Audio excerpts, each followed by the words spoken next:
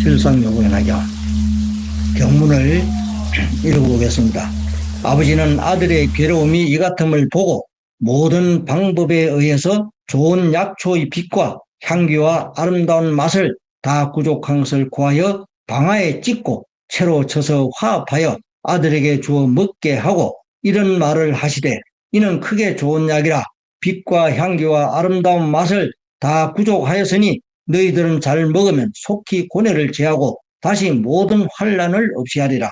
그 모든 아들 중에서 본 마음을 잃지 않은 자는 이 좋은 약이 빛과 향기를 갖추어 있음을 보고 좋아하면서 곧 이를 먹으니 병이 다 없어지고 나았느니라.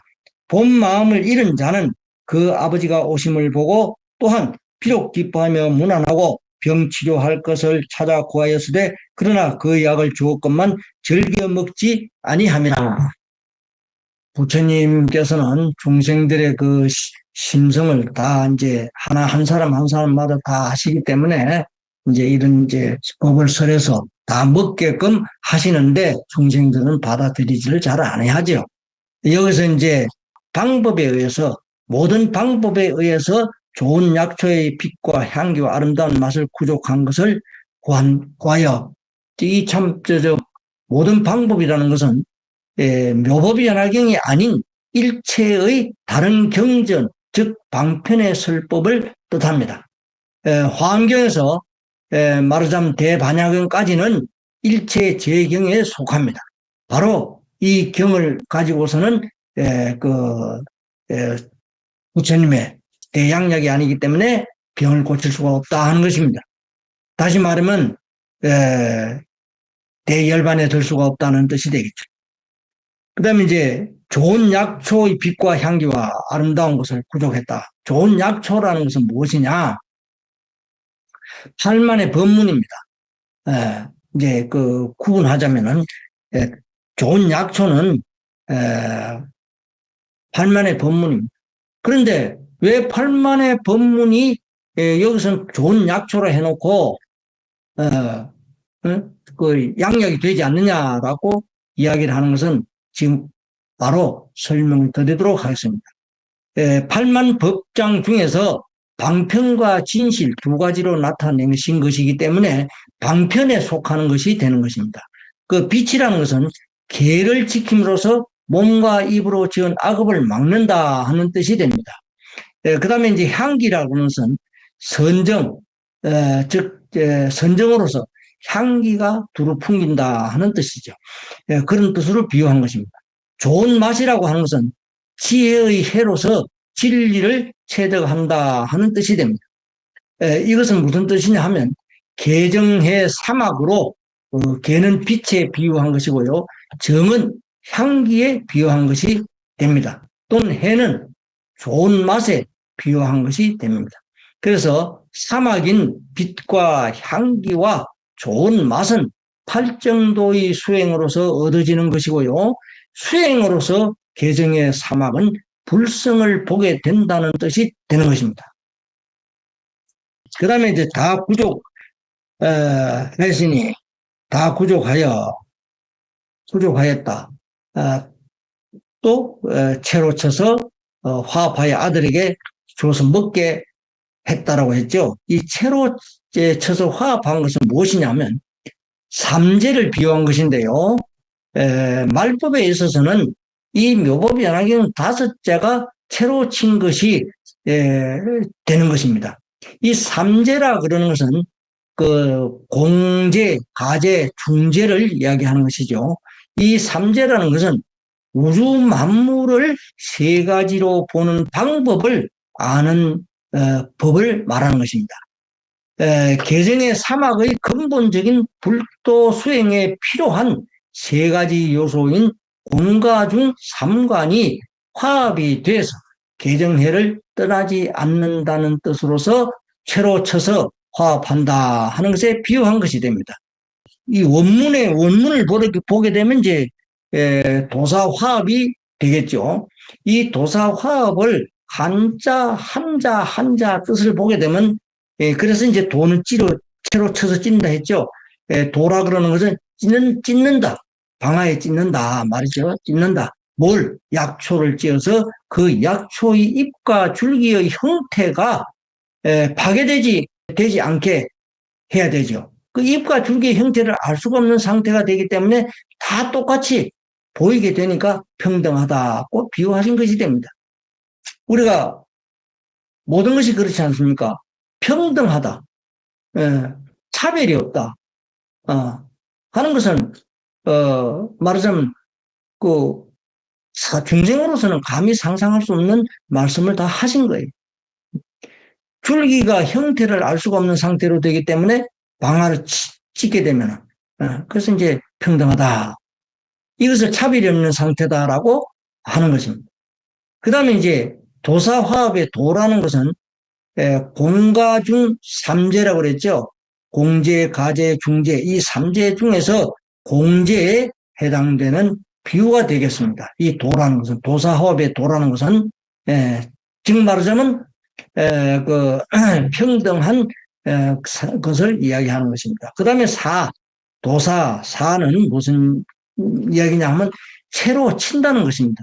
다시 말하면 가루를 내가지고 채로 친다는 뜻입니다. 찧어서 가루가 된 그 약초를 채로 쳐가지고 버릴 것은 버리고 사용할 것은 사용하는 선택을 함으로써 차별한 것이기 때문에 공가 중에 가재가 된다 하는 것입니다. 말하면은 필요한 것은 내가 가지고 필요하지 않는 것은 버린다는 것이죠. 그러나 가재 중에서도 또한 평등함이 있다는 것도 알아야 된다는 것이죠. 예. 공재 중에서 평등함 속에서도 분별되는 것이 또 있다는 것입니다. 그 다음에 세 번째 화합이라는 것은 중재를 말하는 것이죠. 이 화합은 그 여러 가지 약초를 찝고 채로 쳐가지고 완전한 약으로 만드는 것, 즉 중도 또는 중재가 되는 것입니다. 이런 말 많이 아마 들어보셨으리라고 생각을 합니다. 이것도 아니고 저것도 아니고 그것을 다 가지고 있는 것.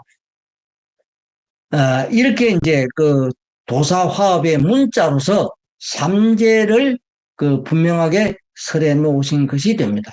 그래서 이 묘비연화경의 가르침은 일체만법 가운데서 좋은 것만을 채로 치듯이 모든 법을 넣어서 두신 것이 되는 것입니다. 그래서 이 묘법연화경에는 그 8만 법장이 다 들어 있습니다. 그래서 앞에서도 전자에 설한 바 있습니다만은 화엄부, 즉 화엄경, 아함부, 아함경, 방등 12부, 방등 12부 경들, 수많은 경들이 있다고 그랬죠. 그 다음에 대반야경, 대반야부. 이것이 이 묘법연화경에 다 들어있다는 것이 됩니다.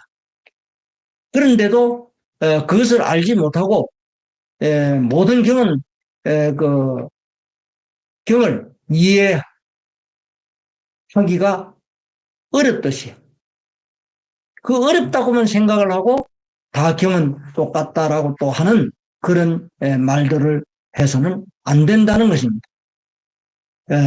그리고 이제 삼재라고 하는 것은 즉 그 공재, 가재, 중재 이 삼재는 마음의 상을 살피는 것이 됩니다. 부처가 깨달은 그 진실한 이치는 본래의 경지로 그 불보살의 본체를 뜻합니다. 공가중 삼재에 대해서 다시 한 번 더 제가 정리를 해보자면 공재라고 하는 것은 일체만법의 성분인데요. 유도, 무도, 즉 있는 것도 없는 것도 아닌 그 어떤 한쪽에 고정되어 있는 그 불가사의한 존재로 실제하고 있는 것을 공이라고 합니다. 예를 들어서 꽃이 움트고 가지각색의 꽃을 피게 하는 그 성분으로 대우주 속에서 움직이고 있다는 뜻이 됩니다. 가재라는 것은 무엇이냐? 일체의 만법이 각각 임시로 그 인연해 가지고 화합하는 피상적인 면이 된다는 것입니다. 예를 들자면 피어 있는 꽃의 모습만을 본다면은 이것은 임시가 되는 것으로 가재가 되는 것이죠. 다시 말하면은 언젠가는 꽃이 떨어져 버릴지 모르기 때문에 임시로 화합하는 상태를 가제라고 한다라는 것입니다. 그 다음에 중재는 뭐냐? 공재와 가재가 모두 갖추어진 상태에서 더욱더 움직일 수 없는 본래의 성질을 중재라고 합니다. 예를 들자면 꽃이 시들거나 피거나 그 초목이 갖고 있는 본질은 변함이 없다 하는 뜻이 되겠습니다. 그래서 이 삼재는 그 방편품에서 나타내신 제법 실상의 10여 시인 삼신인 즉 법신, 보신, 응신을 뜻하는 것이 됩니다. 방편품의 10여 시 중에서 삼여시가 있죠. 여시상, 여시정, 여시체. 이 삼여시로서 보자면 여시상은 삼신 중에서 보신열애가 되고요. 여시성은 법신열애가 되고요. 여시체는 그 응신열애가 됩니다. 응신열애라는 것은 가제로 볼 수가 있고요. 보신열애는 공제로 보게 되고 법신열애는 중도로 보게 되는 것입니다. 이 삼재를 부처님이 갖추고 있는 산덕에 비추어 보면 가제는 해탈이 되는 것이고 공제는 반야라는 시혜가 되고 중도는 법신이 된다 하는 것이 됩니다. 그래서 이 삼재와 또는 그 삼신 이거를 비추어 봐도 이해할 수가 있다 하는 것이 되겠습니다. 실상여반하게 여기까지 하겠습니다.